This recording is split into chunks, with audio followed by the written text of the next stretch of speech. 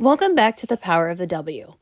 I first want to say happy 109th anniversary to the YWCA Quad Cities. YWCA Quad Cities has always been a place where women create solutions for women.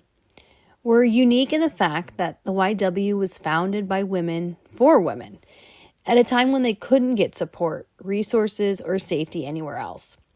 Our founders built a community where women had a voice, a path, and a place to belong.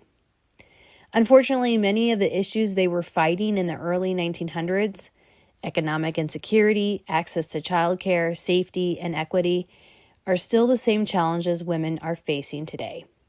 That's why our mission still matters just as much as it did 109 years ago. And on this episode, we talk about one of those issues, poverty, specifically women in poverty. 1 in 3 female-headed households in the Quad Cities live in poverty. Today's episode is an important one that reminds us that behind every statistic about poverty is a person with dreams, resilience, and a story worth hearing. Our guests today share their lived experience with poverty, not to be defined by it, but to help us better understand the realities so many families face every day. Their story is one of strength, perseverance, and navigating systems that aren't always built with people in mind. We're deeply grateful for their openness and courage. Conversations like this break down stigma, build empathy, and spark change. So let's get into it. Welcome to the Power of the W podcast, a space where we inspire, educate, and celebrate the incredible strength and resilience of women from all walks of life. In each episode, we'll dive into the stories, experiences, and insights of amazing women who are making their mark in the world. From personal development and career success to health, wellness, and entrepreneurship and beyond, we're here to uplift, empower, and fuel your journey to greatness. So get ready to embrace the power of the W. Hi guys, how are you guys doing? Great. How are you? Awesome. I'm doing good too. Thank you guys so much for joining us. I guess let's start with just Bettina and LaDericka, like just kind of share a little bit about yourself and like what your life looks like today.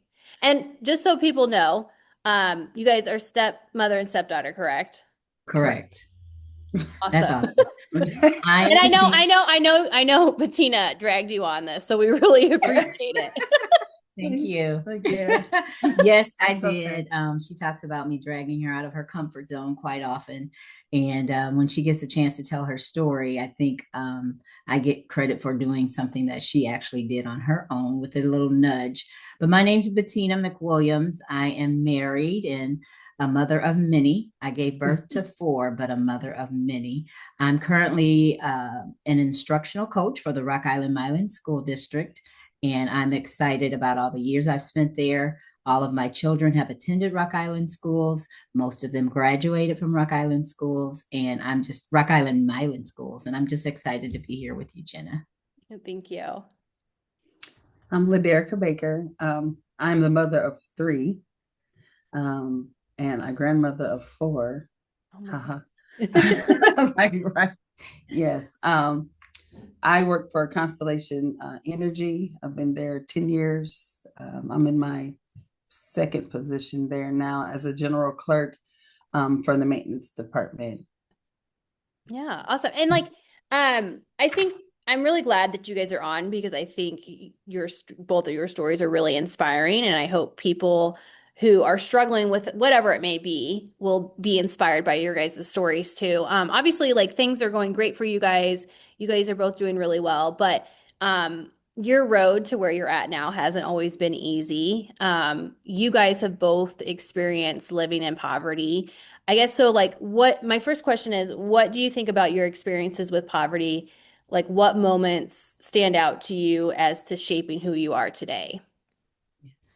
I think living a lot of that time as a single parent stands out, and you rarely would imagine to go from low income housing to being a homeowner. And there were times when, as a mother, you just learned to go without. but what keeps you going is when you look at the faces of your children. There were times that I did not want to go to school to get my degree in education, but when I would look at their faces, that would make me, go out in the cold and catch 2 and 3 buses to get them to daycare and the babysitters, and then get on 3 more buses to get to Black Hawk College. And sometimes I had to be at school at 8 a.m. And so we managed to always have a decent home. We had food, but we were on the government system for housing assistance, for public aid, financial assistance, as well as food stamps. And I think I learned how to be fiscally responsible doing that, because it's definitely not enough to me to feed a single mother with 4 children. We can go into how all that happened, but we're not judging anybody with 1 to however many children you have. Mm-hmm. But looking into their faces helped me get through a lot of rough times. Would you say that's the same for you, LaDericka? Yes. So I actually like looking up to my stepmom, aunts, and just people like before me, single moms before me, even like my grandmother. My grandmother has been married was married to my grandfather's deceased for 50 something years, but seeing and listening to the stories of how they fed their kids back then, and how it was 6 of them, 6 kids, that they had to feed, and how hard it was, but they always had. I knew when I did have my own place and was living in low income housing, I knew it just wasn't where I wanted to be forever. I knew that there was more out there, and I wanted my kids to grow up different from the way I grew up. Like, I never lived in a house, that my mom owned or, even rented as a kid growing up. So I knew that was something that I wanted to strive to have. And I just wanted to be better, do better, so my kids can see that, so they can be better. I've always said them to be better than me. Don't be like me, be better than me. Awesome. For a lot of people, they have a hard time asking for help. Some people don't want to have that government assistance. Was that hard for either one of you guys? Or were you like, this is what I got to do in this moment? Yeah. Being honest, we both grew up as children on the government system. And so I'll be honest, that wasn't a any higher expectation that you will probably be on the system too, although you find yourself surprised that you are. But like LaDericka said, I wanted more for my children. So education was the key for me. And that wasn't easy to figure out, how to do. No one's just handing you the answers, but if anybody wants to reach out to me, I'll help you lay out a plan. Ask LaDericka. We will get a plan, because I didn't know about Pell Grant. I didn't know that was free and that you didn't have to pay it back based on your income. I used every tool possible. I was ashamed sometimes. I stood in food lines. I've been to food pantries. I stood in Toys for Tots line. Now that I give to them, I stood in Secret Santa lines, whatever I had to do to help my children. I learned it was no longer about me and my pride, but whatever I could do to help my children. And then I'll be honest, I wanted to help my neighbors' children and children down the hall. And I encouraged other single moms. Let's work together. Let's watch each other's children while we go to the laundromat. Let's watch each other's children while we go to the grocery store. Get you a team, get you a partner, get you a group that will support each other through this, and use it as a tool. It does not have to be a handout for life. But without food stamps, without Pell Grant, without low income housing, I wouldn't have been able to do what I'm doing now. And after I got the associate's degree, I was so exhausted. I thought, okay, that is enough. But then I still wanted to be a teacher. I'm going to share a story really quickly. I called the public aid office and said, I would like to continue my education. I want to be a teacher. They're like, well, we'll pay for daycare if you want to be a teacher's aide or a medical assistant. I said, I want to be a teacher. And they just couldn't help me, but I wouldn't give up. I went to, back then we had something called JTPA. I'm not sure what the new area is where you can get that help, just call your caseworker. That's not always a happy thing either. I'll be very honest. That was a challenge from time to time. But get some help, get some information on what are the next steps that can help you move to the next level in your area of poverty. I've been there. I'm speaking from experience, and I'm willing to help others. My husband's going to kill me, but I am willing to help anyone that calls Jenna or text Jenna or however you reach her, the YW, and say, hey, Bettina's willing to help. Yeah. See, I got all my help. For sure. And like, that was kind of, you guys kind of answered my question, but like, that was my question is like anyone that's really struggling and they, like I said, they don't like to ask for help, or they don't want to feel like they're getting a handout. Like, what would your advice be? There are a lot of amazing organizations like the YW that are here to help. So I guess, would that be your advice, is just remember this is only temporary? Like, right. Yeah. Make sure that it is in your mind a temporary thing. Have a goal set. There is out there for you. The government assistance is out there to help you. Low-income housing is out there to help you. It's like a stair step. It doesn't have to be something that hinders you for you to be there forever. You go in and do what you have to do until you can get to where you need to be. I tell people, like, it's like a little hill. You just got to get over that hump. And then once you get over that hump, you can like breathe and be like, okay, like I could continue on, and then you can make another goal for yourself, or either, if you like where you're at, stay where you're at. And then, once you get tired of being there, make another goal for yourself. Excellent. I'm sure there was probably times where you just were exhausted. You maybe wanted to give up.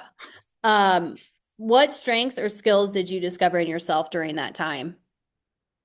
I had no choice. I had my son early on in life, and I was, single parent living out Maple Ridge Apartments. They were a lifesaver. First of all, living out there, I started out there. I would catch the bus to Black Hawk College, and when I say I was determined, like I started out taking a couple classes, like they had it where you could take classes on WQPT. I think I said that right. Yes. And it was like I was taking like 2 classes. I was like, I don't have a babysitter. I couldn't afford for him to go to daycare. So I was like, well, I'll just start here. I'll just take these classes here. And I started to take them, and that was like a child development. I did that because I had a child. And I'm like, I don't like this class. This is not where I want to go. So then I looked in and see what I really wanted to do. And then I started taking classes for my associates to become administrative assistant. And when I say I had a little brother that stayed with me. He was old enough to babysit my son. So he would watch him while I go to Black Hawk. Now that bus ride was long. Very. And there was a time where I had a night class, and the last bus picked me up, but it didn't take me all the way back home. And I didn't even think about that. I didn't care. I was like, well, I'll figure it out. I'll figure out how I'm gonna get home. Like, I'll just do it. My uncle, live close to I would ride the bus all the way to the bus station and then walk to my uncle's apartment and ask him for a ride home. And he lived on the opposite side of town. So it was like, I had that determination. I had that motivation. I just wanted to do it. It took me longer than I wanted it to happen, but I did it at my own pace. And when I say the day that I woke up for graduation, I can still feel that feeling. I was so excited. I was like just so happy.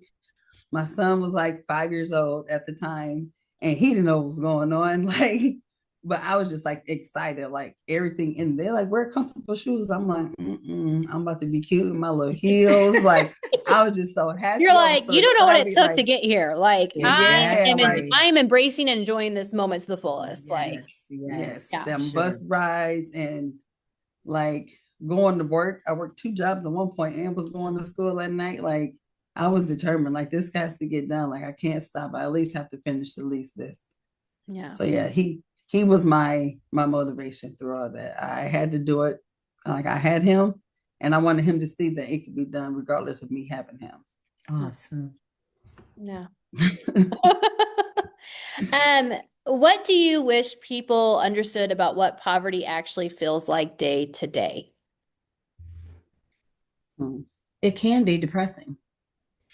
If you focus on your current situation too long, it's harder to get up sometimes. It's you think about what others have and you wonder about the hand that you're dealt. But then other times you're like, we're going to make the best of this. We're going to have fun in our home. We're going to enjoy each other. We're going to make jokes. We're going to have pizza night once a week. We're going to have, you know, we're going to make the most of what we have. One thing I dread are some of the commercials on television that tells you how your house is supposed to look and how your table is supposed to be spread. Whatever you have, if you do it with love and joy, even in the hard times, those memories will get you through the rough times. Mm-hmm. And I wish they knew that everybody that's impoverished is not ignorant. Mm-hmm. Everybody that's impoverished did not choose it. Mm-hmm. Some are born in generations of poverty. Some fall on hard times. Mm-hmm. Some of us were a paycheck away from being back in that line.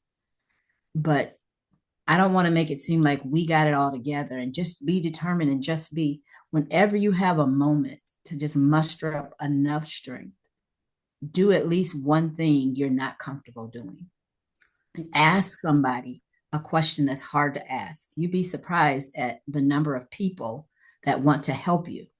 I had my sister, I had my nieces and nephews.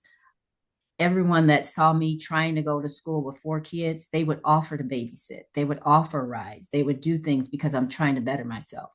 And there are people that are still willing to do that. You were going to say something. That's one thing you taught me. And I tell people this still to this day. When people see that you're trying, they're going to help.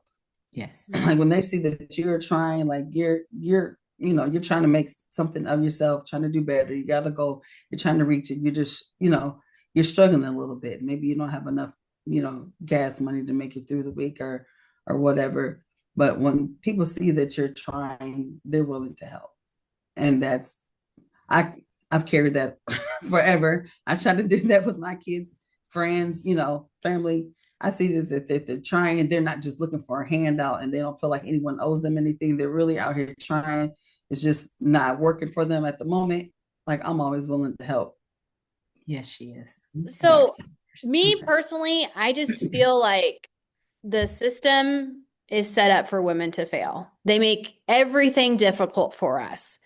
In your experience, like, what were some of the biggest barriers that made it difficult to move forward?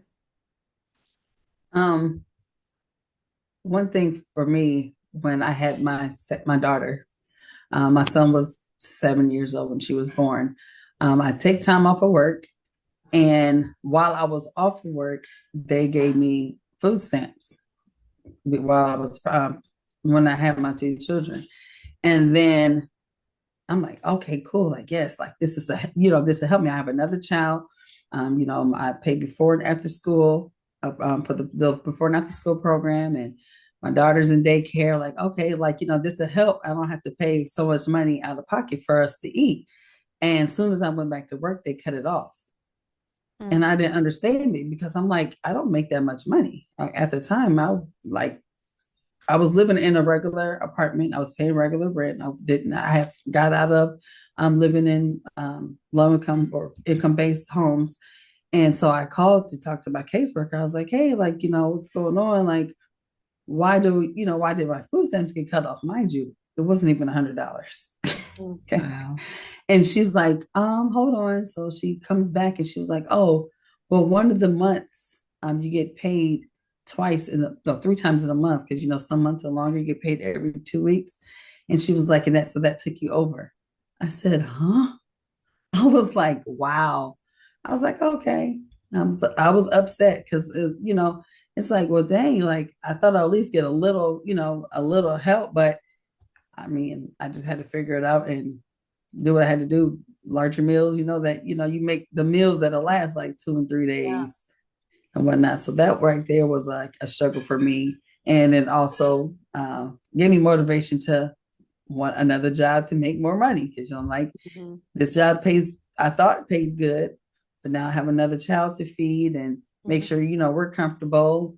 So I ended up getting a different job and making more money to where I didn't that even though it was only I think it was like $99, that $99 would have helped. It would have helped to feed them, especially, in summer months when they're not in school and they eat more at home. So that right there was a struggle. Yeah. I just think, a lot of comments we see is, well, get a job. Well, a lot of people we serve, they work full time. They work multiple jobs, okay? Yes. So now let's say I have a job. I'm working full time. A lot of the people we serve say 80% of their income goes to rent. When 80% of your income goes to rent, that doesn't leave much for, oh, by the way, I got to find childcare. Because if I'm working, someone's got to watch my kids. Also, I have to find childcare that works with my work hours. Oh, and I might not have a vehicle. So now I got to find transportation that also can get me to and from work, to and from child. I mean, there's just so many Right. factors. It just feels like it's just difficult to even try to Right. move forward when there's all these different barriers. Do you guys Yeah. agree And with that? I Yes. do. And we also know women don't get paid as much as men. And I still Yes. haven't figured that one out if we're doing the same job. Yeah. I, I remember having you as a public aid recipient and working, you have to keep up what they call a spend down amount. You have to spend so much of your own money before you can get help with medical. You have to spend so much of your own money before you can get help with food stamps. And then, like LaDericka said, once you get a rhythm, okay, we can make it through the next 6 months. Oh, you made too much, so now we're going to cut your food stamps. And then they have you're degraded by some, not all. You're supported by others, but you feel degraded. I remember being in school and I had to stand in a line after class for all public aid recipients. We had to get a note signed from your instructor that you were in class. Wow. I have an A- grade point average. I wonder if I'm going to class. So I had to fight that system. And then you have to, like you said, all those factors. There was a program then where we could get, you have to fight for it.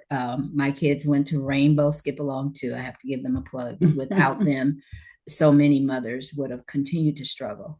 But it's not easy. And that's what I told LaDericka a little earlier.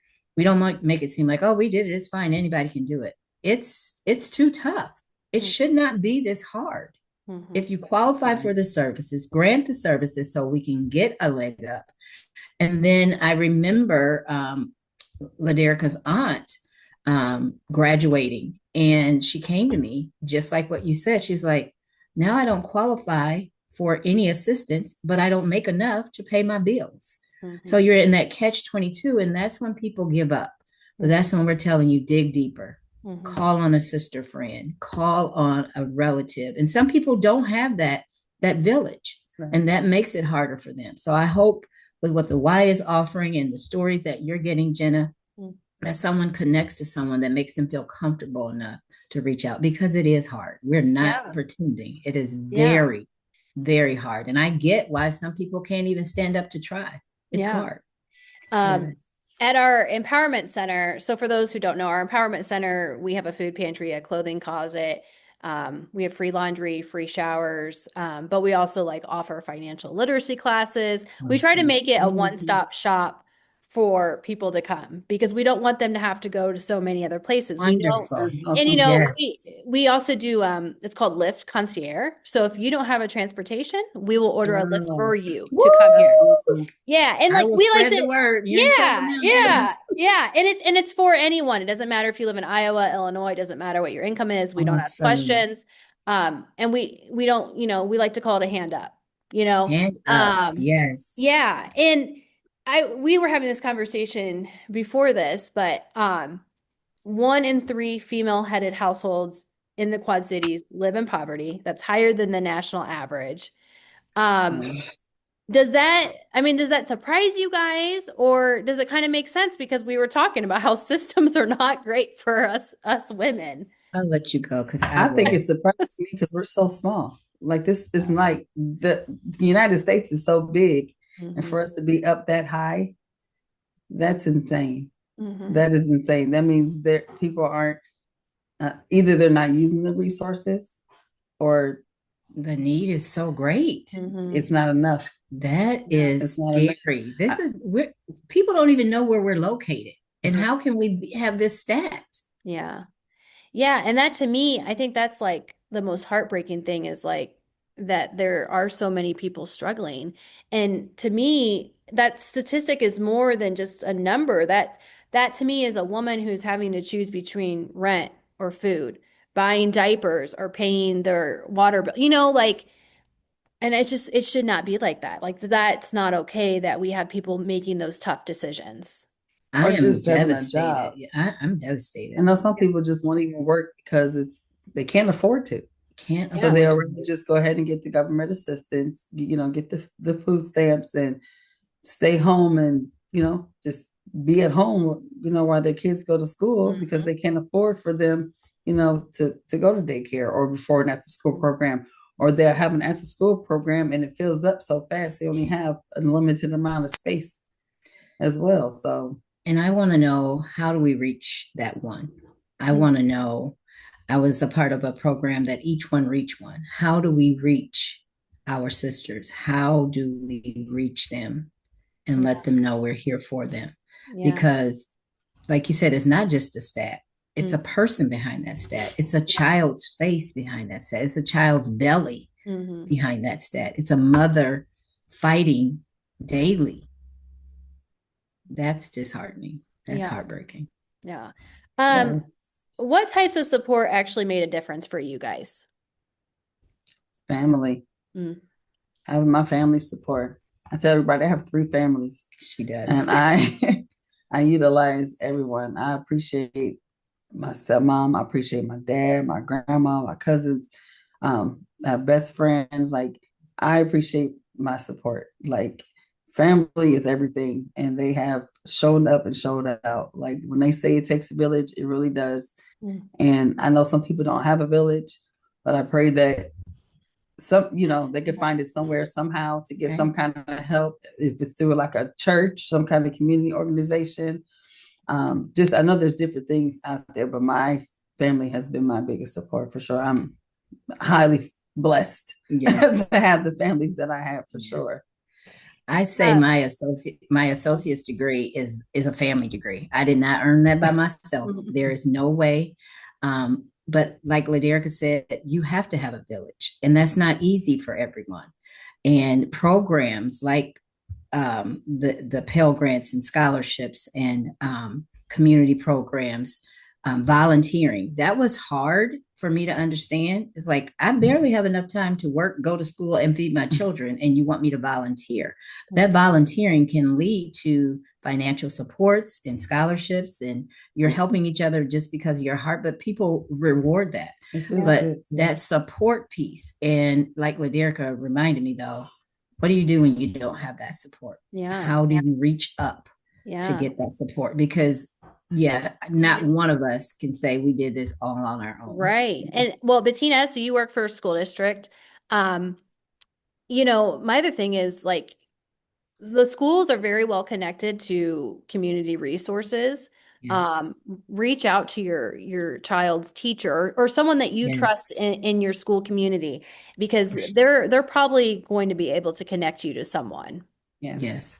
And most schools have food programs. Mm-hmm. Most lunches are free these days. I know in Rock Island schools, it doesn't matter your Yep. income. Lunch is free now. When we are on breaks, there are food resources through your school. That's very good, Jenna. Start with your child's school. But I'll be honest, I learned as a teacher, some parents did not have a good experience in Yeah. school. So they don't want to go to the Right. school building.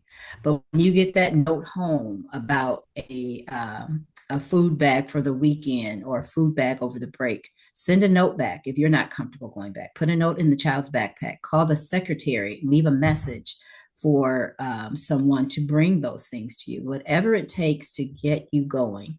Because I respect that. I used to wonder, well, why don't the parents just come and get all this help? It's not that easy. And I'm also a volunteer for NAMI. I'm putting a little plug in there, Yeah. but wherever you get some mental health support, those programs are free as well. And I am not ashamed to say we've all needed them at one time or another in our lives. Yeah. What strengths or qualities do you carry from that experience into your life now? You go first. My thing is, I am so passionate about helping others that I see in the very same situation that I was in. I could be in a grocery store and see a single mom with 4 kids, but I'm talkative if you couldn't figure that out. Hello, how are you doing? I'm going to speak because, they're apologizing for their children running around. Please don't. I Yeah. had 4 little ones and I help raise nieces and nephews and stepchildren.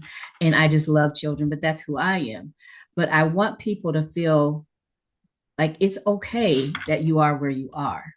But like LaDericka said earlier, it's up to you if you want to stay there. I respect that. If you're comfortable where you are, don't feel like you have to do what Bettina and LaDericka did. Do what makes you happy and what makes your family happy. But because we've been through that, because I've been through that, I am resilient. You can no longer tell me what I cannot do. As a matter of fact, I want you to. And I know the same thing of the director of the Y. Someone told her that could not be built. That's all I need to hear. I had someone to tell me besides the caseworker that, well, I'm sure you'll be a teacher's aide. You can't be a teacher. Okay. Thank you very much. Yeah. Watch me. Right. And you were a teacher for how many years, Bettina? 17 years. And I love it. Love it. Thank you for clarifying that, Miss Jenna. Yes, I just want to throw that out there. Yes. Right. 17 years had me in her classroom reading to her students. That's right. That's right. Yes. If you could speak to your younger self during that time, what would you say? I would tell my younger self to don't take breaks, to keep going, to try to motivate others, like as I'm going. So like I have family members, cousins that are maybe a little bit older than me or a couple of years younger than me who didn't have the help that I had. So I probably could have reached out to them. So just I could have tried to motivate it and just help others to come up, just to do better. Just to give them that support and let them know, like, if I'm doing it, you can do it too. We can do it together. Yeah. What would you say, Bettina? I would say that you don't realize who's watching you. You don't have to, even with LaDericka, you don't have to actually speak to the person. But I would tell my younger self that it is true that you can inspire others just by your actions. Keep doing it. Stop beating yourself up for what you don't accomplish. Celebrate the small stuff. Celebrate the small wins because they do add up. Don't be so hard on yourself. Oh, yes, that's a great one.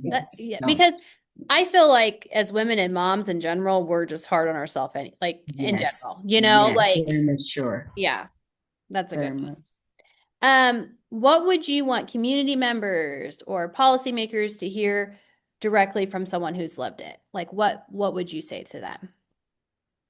These numbers that you're crunching with your data, they're not just numbers. There are faces behind it. Imagine if it was your daughter, policymakers. Imagine if it was your niece, your nephew struggling. And that, let's fix the attitude that everyone can pull themselves up by their bootstraps. Some people are not wearing boots. But again, respect that these are intelligent, strong people who find themselves in a situation that's not always created by themselves, and they need to know that help is necessary. Go ahead and make your rules. I followed your rules, but don't say no just because a person is in a certain class or an income level. Right. Have a little compassion. Yes. Yes. I feel like that's a big one. I like to remind people because it's so easy for people who've never lived it to judge other people or to come to these assumptions. And it's like, you don't know what someone's going through. So have some compassion and let's stop the judgment and let's just help, I want to add that I had a coworker that we bounced things off of each other concerning race and religion, and we give each other permission to have those conversations, which are dangerous. But his question was, well, how did you make it? There's no excuse for others. How did you make it? And all of those things that LaDericka and I have shared with you, everybody doesn't have that.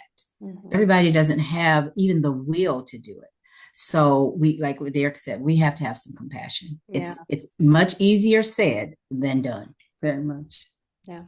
What's a myth about poverty you wish we would retire forever? That all Black people are on public aid. That all single mothers want to be there. That they just keep having babies. Oh, we hear that one all the time. Yeah, you don't know anyone's story. Look in the mirror first and think about the things you've done that you've gotten away with. And think about these people have done some things, but they're on full blast.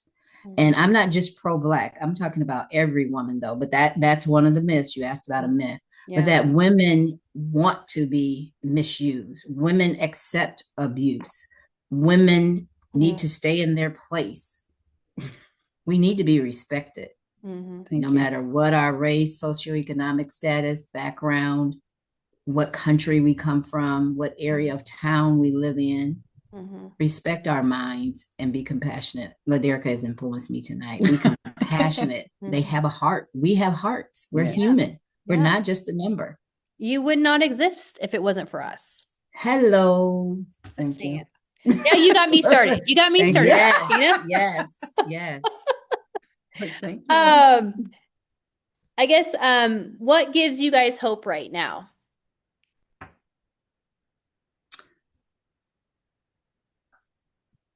I would say my kids. I'm seeing them grow up. My son's grown, married with kids. Seeing his kids I'm young, but I'm a little older. But just being able to be like a grandmother. Growing up, I didn't know everyone didn't have a grandmother. I just assumed everyone did because I had two. And as I've gotten older, I found out some people did not. That's not something that they had. So I appreciate just seeing my kids grow up and just be better in life. Just seeing them, knowing that they saw me and watched me struggle and being where we are now today. Yes. What gives me hope is that I've lived long enough to actually be preparing for retirement. Being a poor little girl growing up, I didn't even know what the word retirement was. LaDericka and I both have gone from living in the projects to being homeowners. And we are so blessed. And that gives me hope that if we can do it, we can help others do it. You mentioned financial literacy.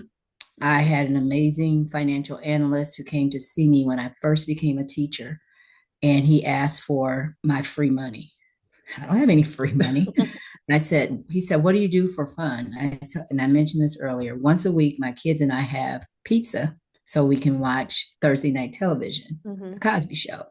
One while it was Will Smith, whatever his show was, but Blossom and all that. Yeah. So once a week, we got to have pizza. And he says, how much does it cost? And I said, $10. So that shows you how old I am. he said, give me your pizza money. I said, no. Right. And he said, just give me your pizza money. Give me $40 a month. And that $40 a month continued to grow. I continue to sacrifice. When we say this, please know, oh, they just got it together. No, I didn't understand financial literacy. But 40 years later,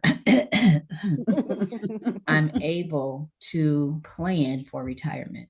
So the hope I have, if I can do it, my daughters can do it. My granddaughters can do it. Men, I love you, but for a woman to be able to accomplish that at my age and from my background, I know it is a blessing. I have a faith that I rely on. Find your faith, find your hope, find your why that will motivate you to look around at your circumstances and say, I deserve a hand up. Yes. I'm worth it. Yes. Know your worth. Hello. Yes. Love that. Yes. So before we go, I guess, what do you want listeners to take away from your guys' story or from this episode? To know that if you continue to make goals for yourself, you'll have bad days. Just don't drown in those bad days. Awesome. Give yourself grace.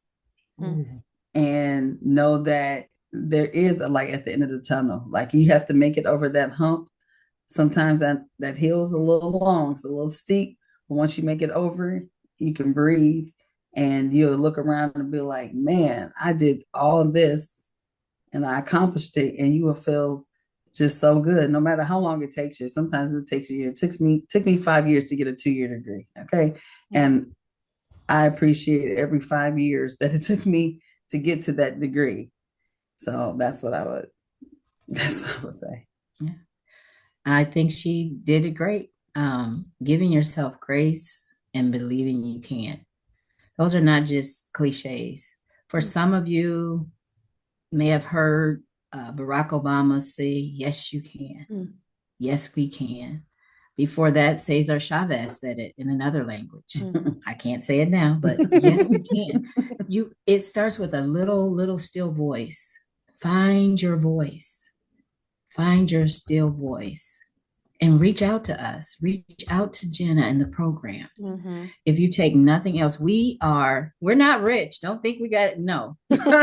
Every penny we have, we worked hard for it, and we have to make budgets and stay within budgets, and it's really, really something. We just don't want to forget how blessed we've been, and that I want you to say, like I did looking at strong women around me, I can be on that podcast one day. I can share my story. Love it. Thank you guys so much for coming on and sharing your story. I know it's not always easy, like especially to talk about yourself, but I think both of your stories are really inspirational, and I think people will really be inspired by them. So thank you guys so much for coming on.